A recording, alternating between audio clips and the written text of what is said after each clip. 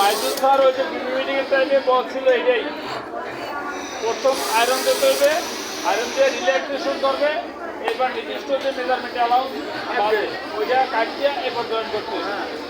আচ্ছা, এটা হলো মিটিংয়ের।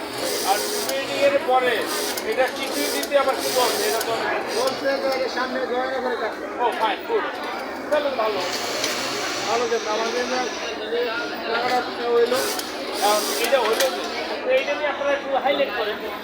হাইলাইট বলতে মাইজুলের সাথে কাজ করা ভাই, আমি আইডিয়া দেন আমি হ্যাঁ কী করবো পরবর্তীতে ভাই।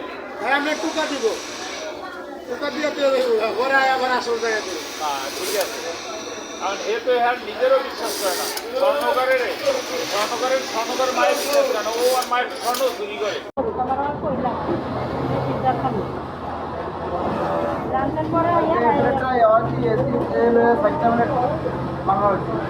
হ্যাঁ কালকে একটা কোনো সারাদিন করা ভালোই পাবে।